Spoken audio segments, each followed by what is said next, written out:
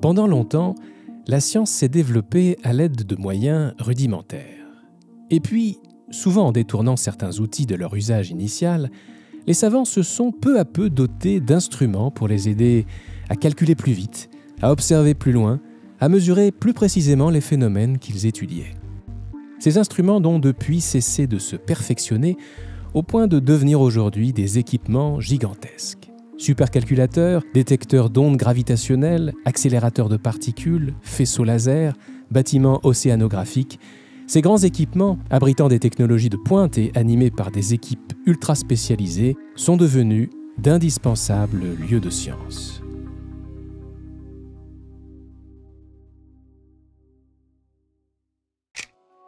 En France, ces lieux se développent après la Seconde Guerre mondiale. On en trouve un dans les Pyrénées, à 1535 mètres d'altitude, dans la commune d'Audeillo-Font-Romeu.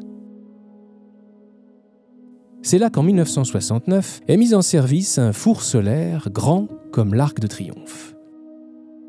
Rattaché au CNRS et à l'université de Perpignan Via Domitia, on doit sa création à l'un des pionniers de l'énergie solaire en France, Félix Trombe. Ce chimiste de formation utilise l'énergie solaire pour fondre certains métaux et en extraire du minerai pour pouvoir l'étudier.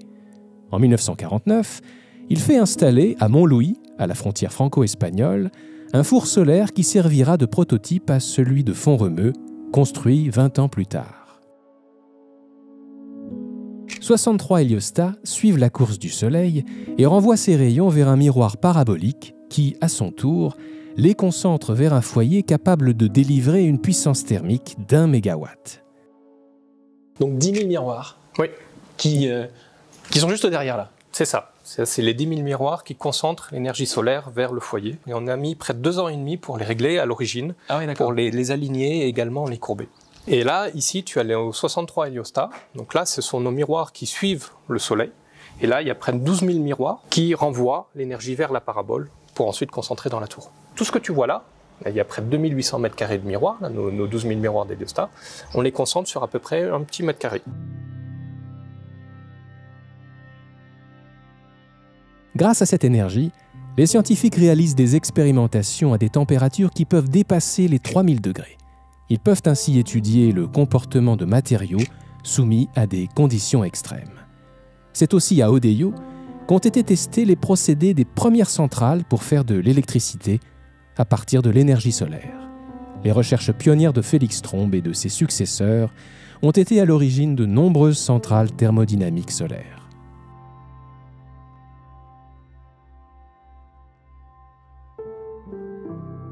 C'est à une autre source d'énergie que travaillent les équipes du CEA de Cadarache dans les Bouches-du-Rhône.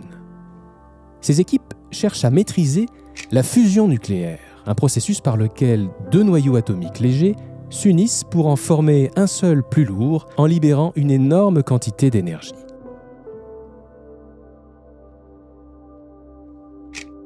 Le but est de contrôler cette réaction pour que dans les prochaines décennies, elle puisse être utilisée comme une source d'énergie pour produire de l'électricité.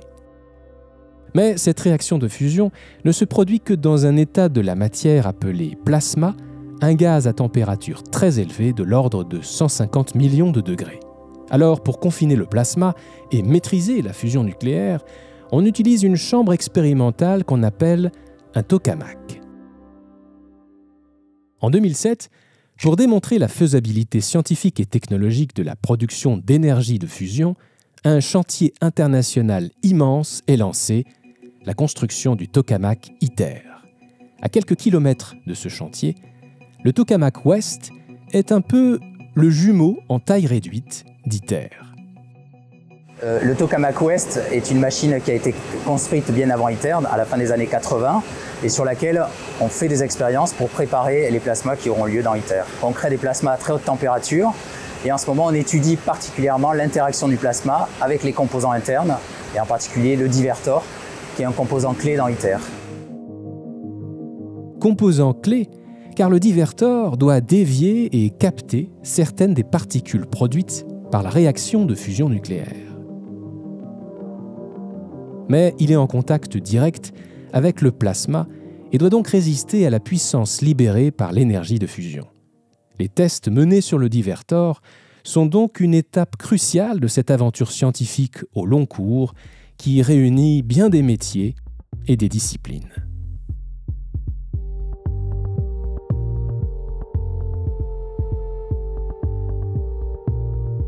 Si certains grands équipements naissent scientifiques, comme le Tokamak Quest, d'autres le deviennent.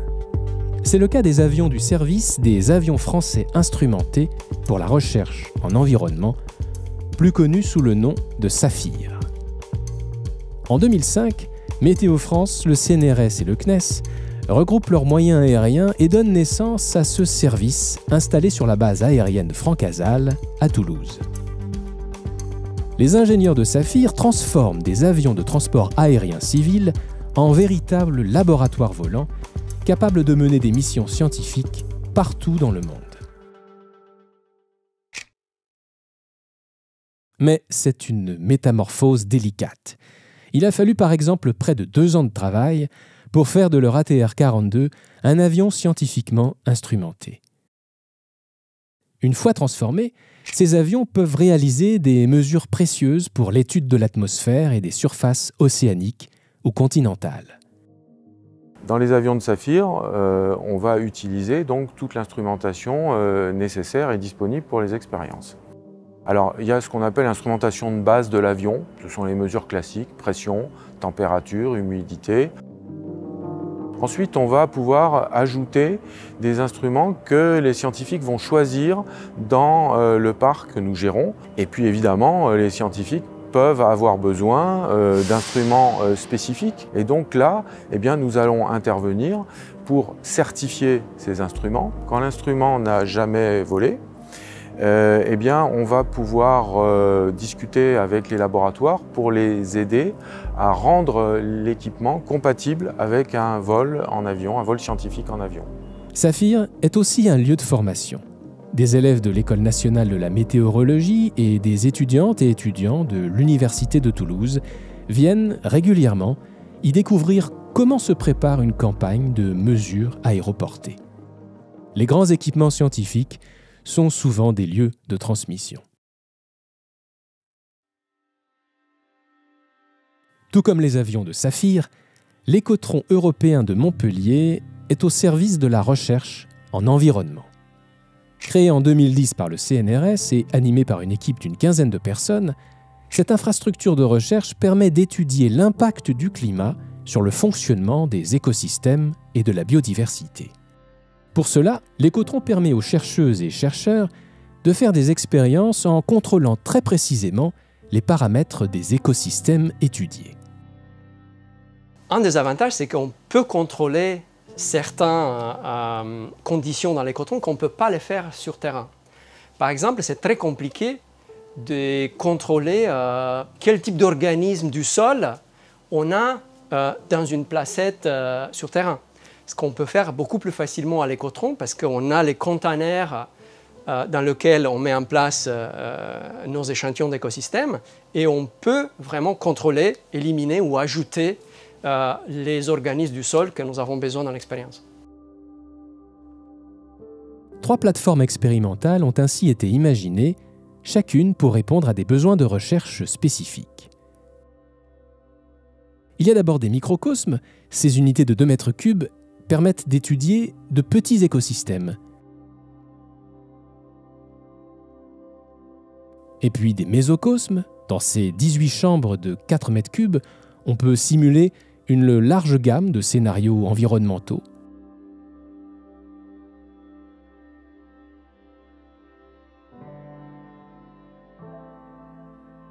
Et des macrocosmes. Chacune de ces 12 unités expérimentales est constituée d'un dôme transparent d'environ 40 mètres cubes dont on contrôle les conditions atmosphériques. Sous chaque dôme, un local technique abrite un lysimètre qui mesure l'évolution de l'eau dans le sol. Dans ces macrocosmes, on teste par exemple des technologies de stockage du carbone dans les sols agricoles.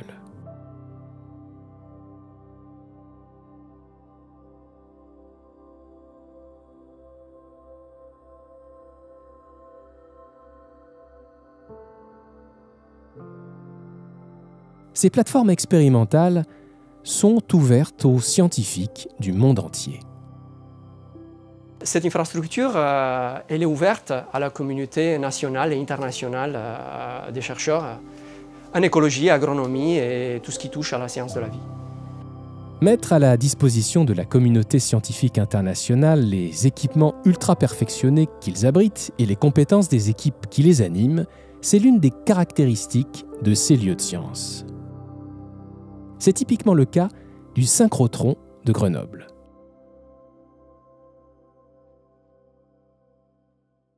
Cette immense infrastructure de recherche, ouverte en 1994 à l'initiative de 12 pays européens, accueille chaque année près de 7000 chercheuses et chercheurs du monde entier.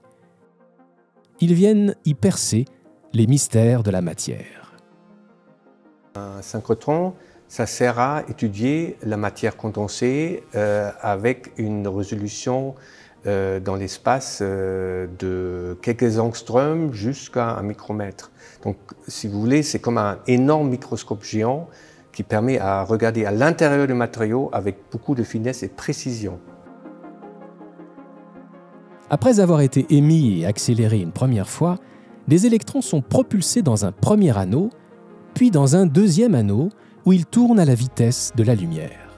Dans leur course, ils sont déviés par des champs magnétiques. Ils perdent alors de l'énergie sous la forme d'un rayonnement électromagnétique, la lumière synchrotron.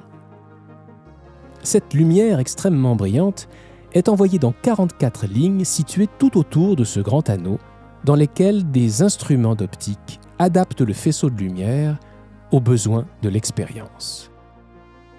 Celle-ci a lieu tout au bout de ces lignes de lumière, dans des cabanes en plomb où sont disposés les échantillons que l'on souhaite observer. C'est une cabane comme celle-ci dans laquelle on retrouve le bout de la ligne de lumière. Voilà, donc la fin de rayonnement synchrotron, elle se trouve dans une cabane comme ça, une cabane expérimentale qu'on appelle une cabane de plomb parce qu'elle est habillée de plomb pour des raisons de sécurité. Dans ces cabanes de plomb, il y a quoi? L'équipement qui permet de conditionner le faisceau X, une station où on pose l'échantillon qui peut être de plus en plus complexe et un système de détection qui permettent d'analyser l'interaction entre le rayonnement synchrotron et la matière. Physique, chimie, biologie mais aussi géologie, médecine ou encore archéologie, nombreux sont les domaines dans lesquels le synchrotron de Grenoble a fait progresser les connaissances. En cela, il est à l'image des autres grands équipements. Au-delà de la technologie de pointe qu'il mutualise, ces lieux de science sont les lieux d'une aventure scientifique collective où se croisent les disciplines et où se dessine la recherche de demain.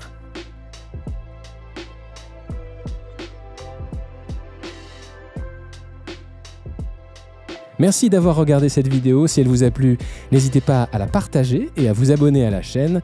Dans le prochain épisode de Lieux de Science, je vous emmène à la découverte de quelques musées scientifiques.